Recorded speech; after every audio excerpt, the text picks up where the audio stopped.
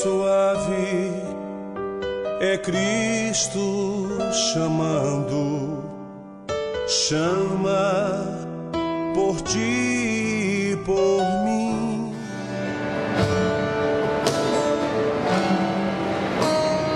Rei dos reis, consagro tudo o que sou. Teus louvores transbordam o meu coração. Vamos lá, igreja? A minha vida. Minha vida eu Tá aqui, ó. nas tuas mãos, meu Senhor, pra te exaltar com todo o meu amor. Eu te louvarei conforme a tua justiça e cantarei louvores, pois tu és altíssimo. Quem sabe louva? Celebrarei a ti, ó Deus, o meu viver. Cantarei, contarei as tuas obras, pois por tuas mãos foram criados terra, céu e mar e todo ser. Que beleza! Toda a terra celebra-te com cânticos e júbilos, pois tu és o Deus Criador. Vamos dizer ao Rei dos Reis consagro. A igreja, diga. Ao Rei dos Reis consagro. Eu queria te convidar para ficar de pé, amém? Vamos louvar esse nome. Tantos louvores Com todo o coração, com seus braços, coração. erga suas mãos. Minha Você está entendendo o que é que você vida está cantando para o Senhor? nas tuas mãos, meu Senhor, pra te exaltar. Eu acho que dá para ficar melhor. Vamos lá? Desde novo Isso. Parece que a igreja agora chegou. Aleluia. Amém. cantarei louvor. O quê? Pois. Tu és altíssimo, celebrarei Diga. a ti, ó Deus, com meu viver. Cantarei, contarei as tuas obras, Pois com tuas mãos. pois por tuas mãos foram criados terra, céu e mar e todo ser. Que beleza! Toda a terra celebra-te com cânticos e júbilos, pois tu és o Deus Criador. Vamos dizer a honra. E a igreja diz: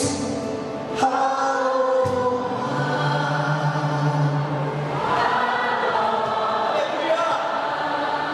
A força de Jesus. Todo o poder.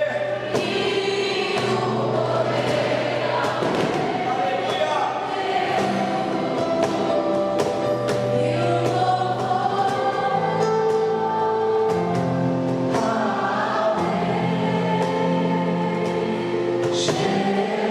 Você pode contar mais uma vez? Eu quero contar você que levantasse as suas mãos, ó.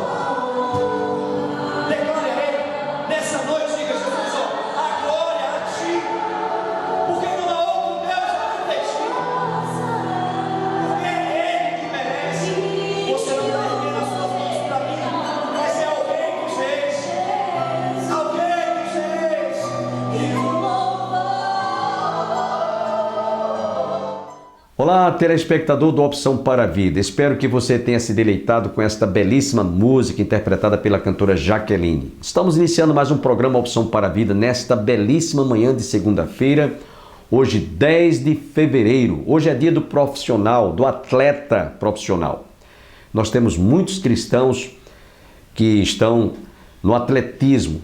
Na nossa igreja nós temos um irmão que ele hoje é um grande profissional, faz parte de um time na Romênia de primeira divisão, é o Joalisson. Ele esteve em nossa igreja recentemente, visitando os familiares durante o final de ano e começo deste ano.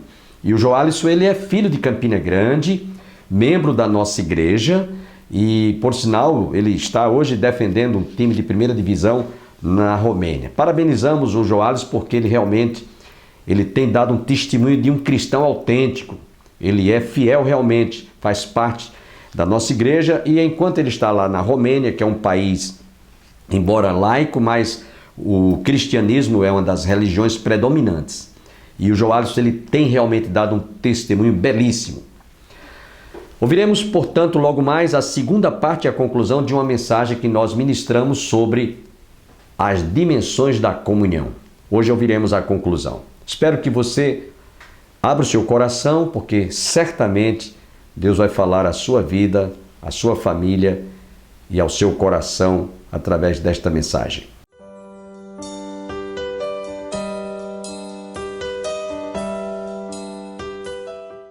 Até onde eu estou andando com Deus? Em que áreas da minha vida eu estou andando com Deus? Se alguém quer ter koinonia ou comunhão com Deus, Jesus disse: não podeis servir a dois senhores. Não podeis servir a Deus e as riquezas, não podeis servir a Deus e a mamão, porque ou a vez de agradar a um e desprezarás o outro, ou se devoltará a um e desagradarás o outro. Alguém disse, quem disse isso foi Samuel Bengley: o verdadeiro cristão é o que vive sempre na maior intimidade com Deus. Amém, meus irmãos?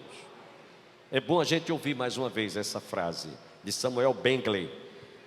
O verdadeiro cristão é o que vive sempre na maior intimidade com Deus. Soren Kierkegaard, ele disse: quem vive na presença de Deus tem um senso íntimo de comunhão com Ele, e qualquer coisa de errado perturba essa comunhão.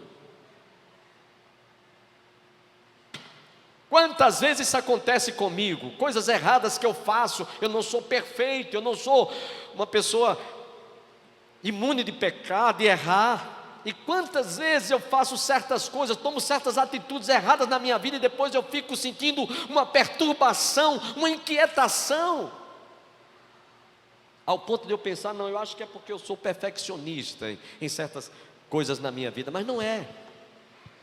Porque quando você conhece Jesus, quando você tem realmente comunhão com Deus, o que você fizer de errado, a sua mente vai ficar lhe cobrando. Você vai se sentir inquieto, você vai se sentir incomodada ou incomodado, insatisfeito, inconformado. A menos que você não tenha nascido de novo, a menos que você não seja uma nova criatura.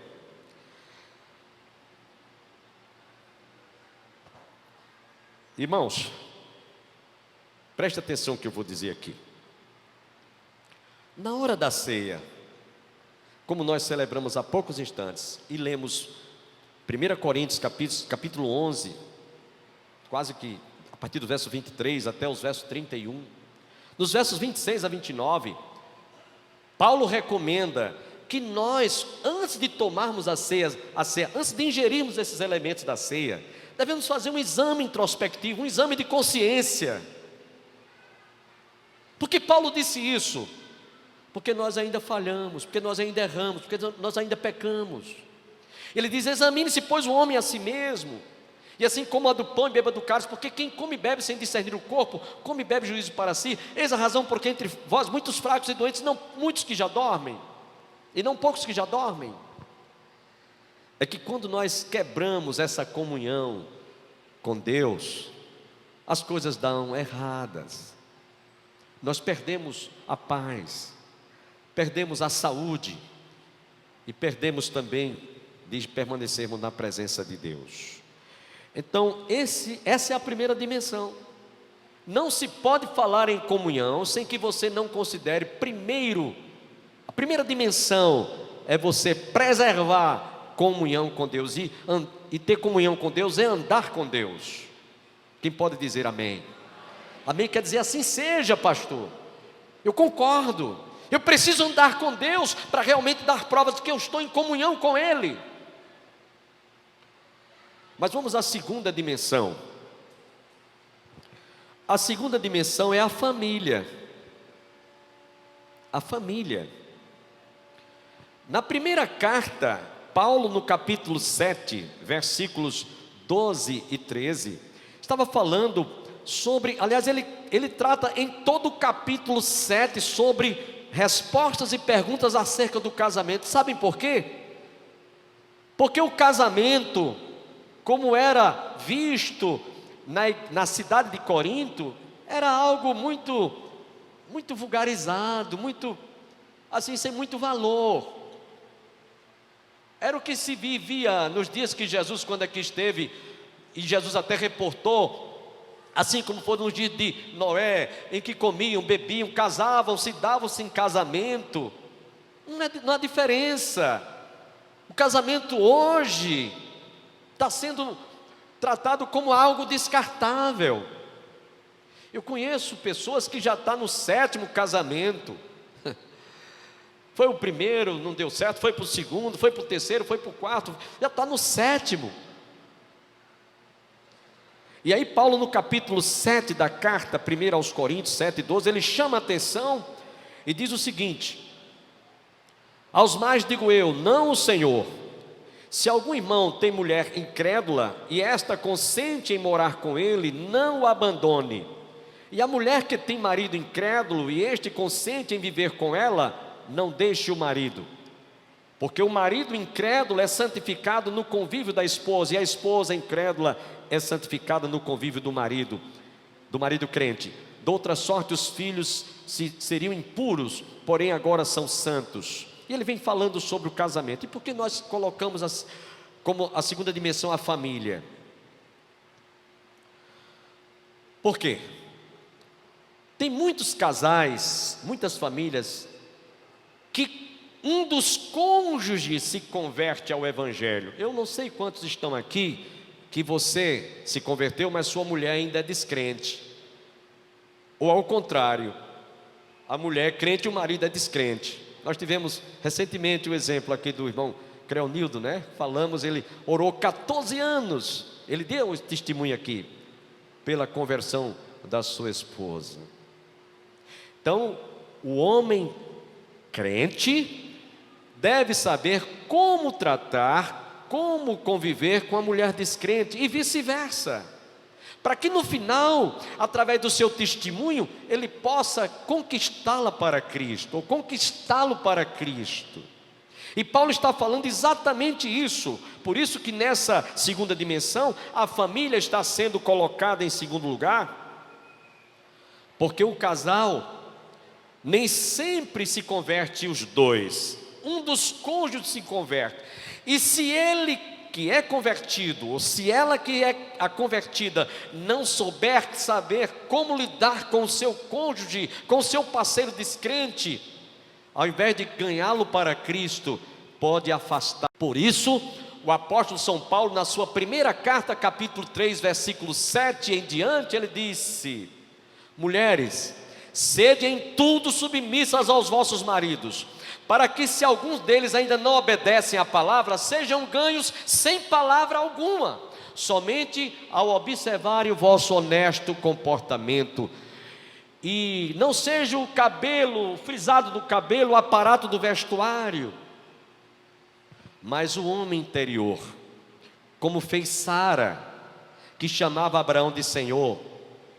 E aí Pedro descreve lá como é que a esposa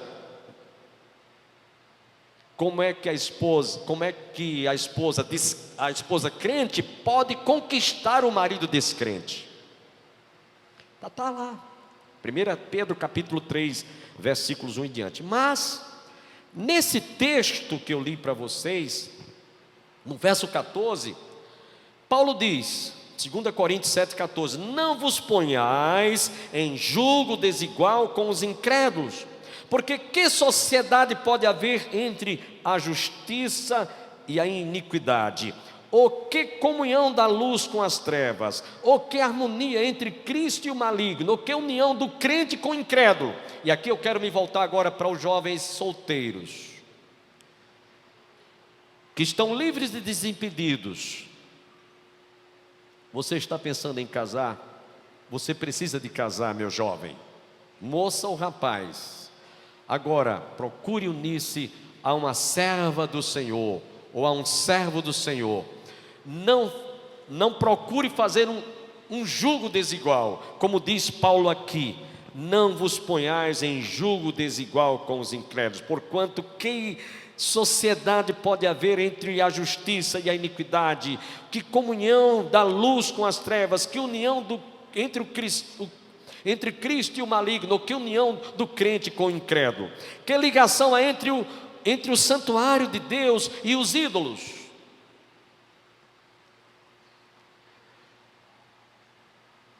Amós, capítulo 3, verso 3, diz: poderão andar dois juntos, se não tiverem de comum acordo. Esse comum acordo é comunhão, a tradução seria mais fidedigna: comunhão. Então você imagina, você que é jovem, solteiro ou solteira, casa com um ímpio, com um descrente, você à noite vem à igreja prestar culto a Deus, e ele vai para um motel com um amante. Você vem à casa do Senhor para servi-lo, prestar-lhe culto, e ele vai para uma mesa de bar, beber e farrar e chegar em casa, às vezes até chegar a espancar a esposa, ou coisas dessa natureza.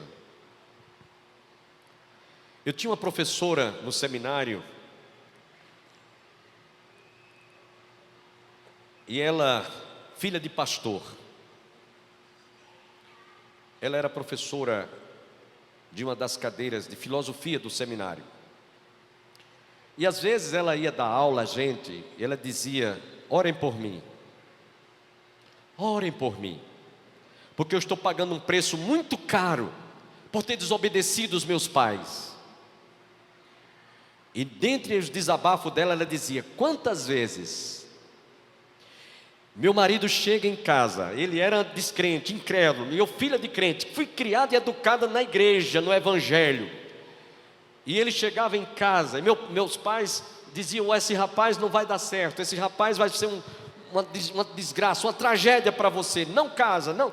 E eu não dei ouvidos aos meus pais.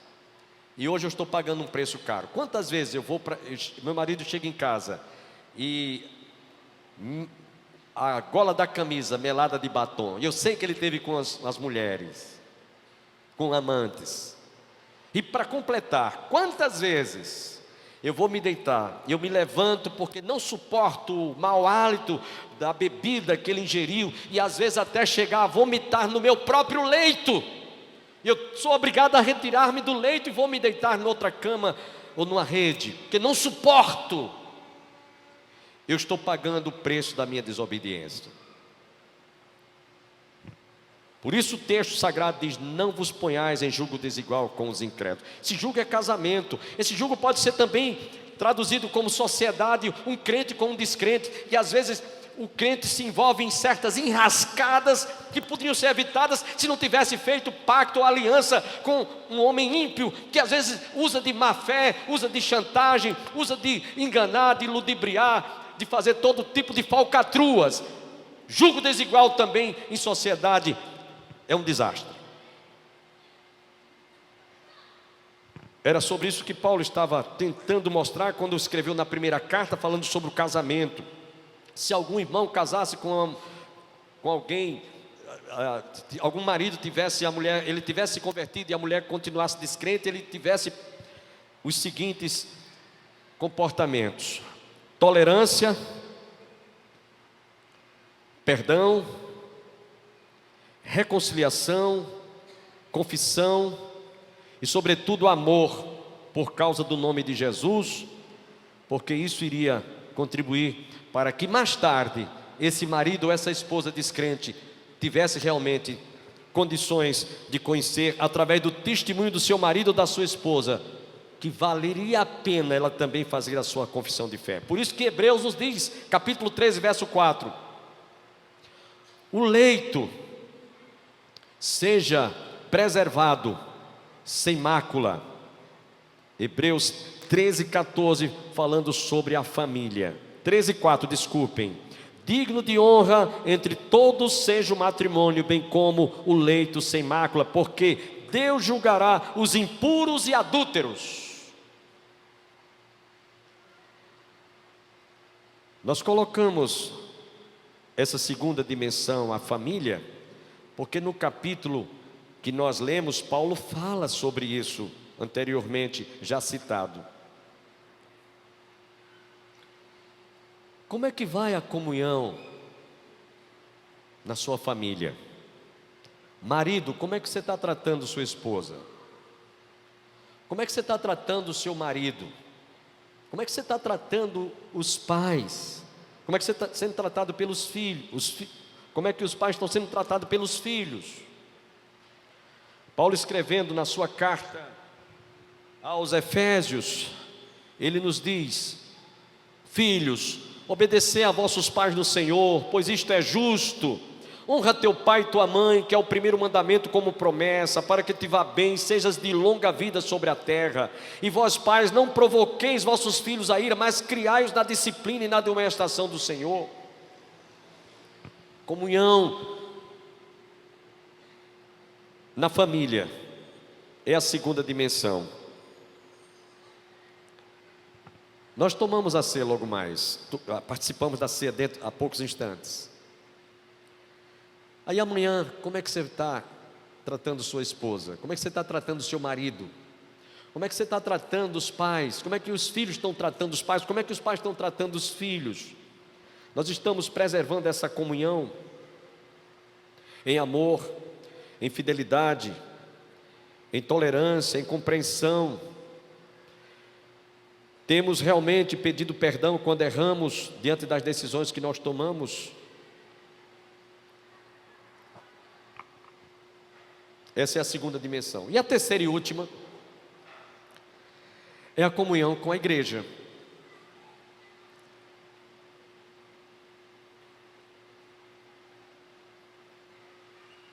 A comunhão com a igreja.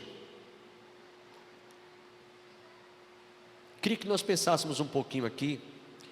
Paulo, escrevendo na sua primeira carta aos Coríntios, capítulo 12, ele faz uma análise, ele faz uma comparação alegórica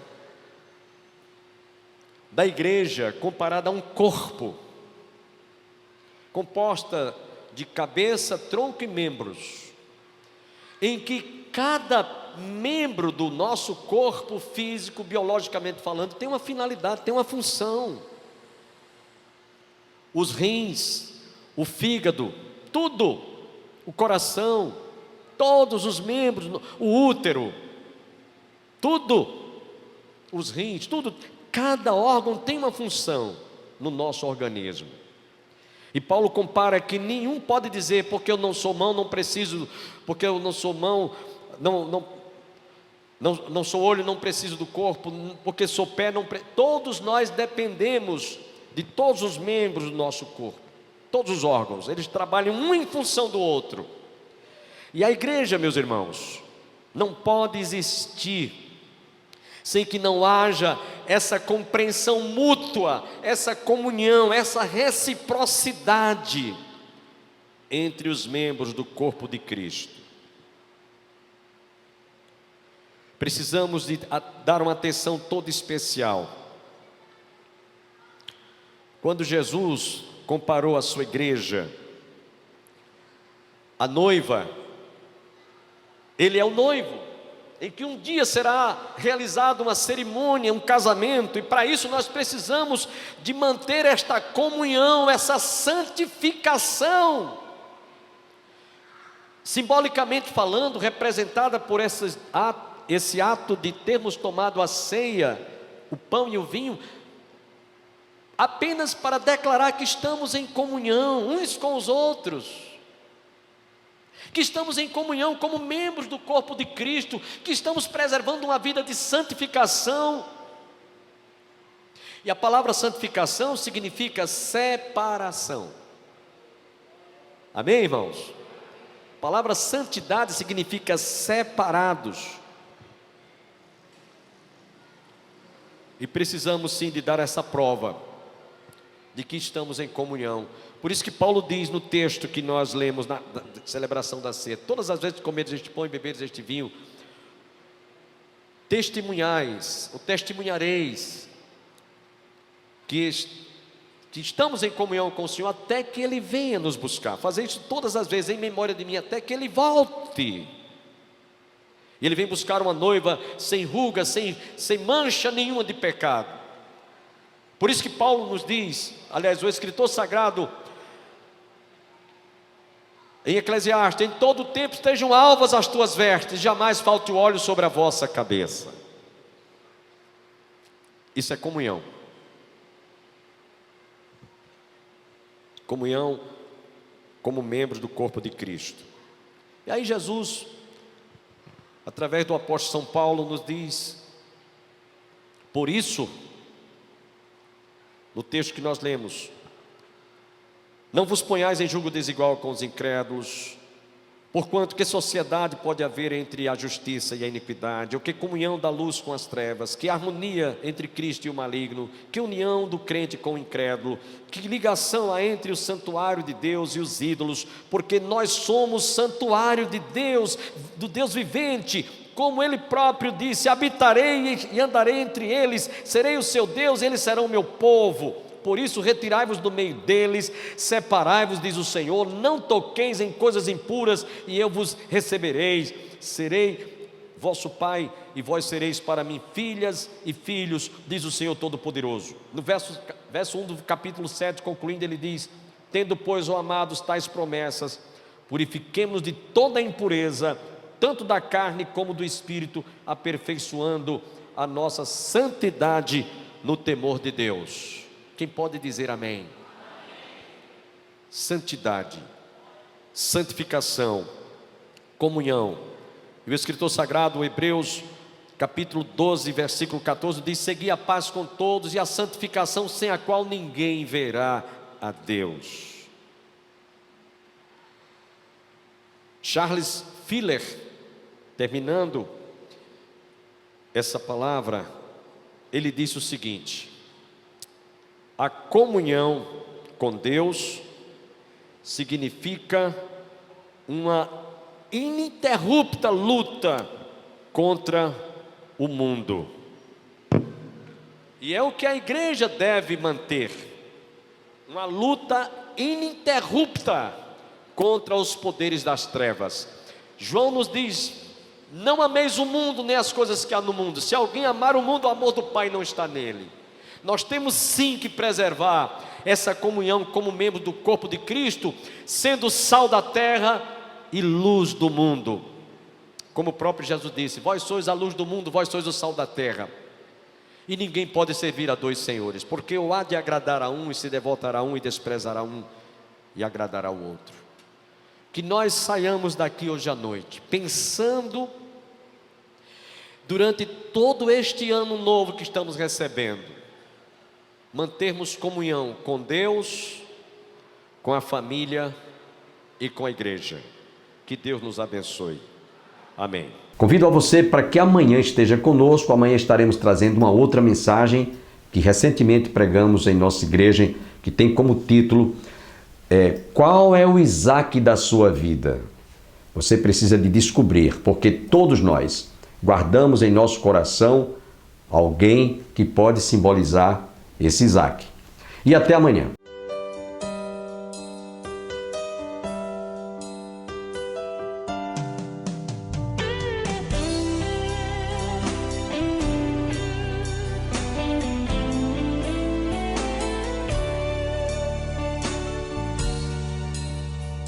Manso e suave é Cristo chamando, chama por ti e por mim.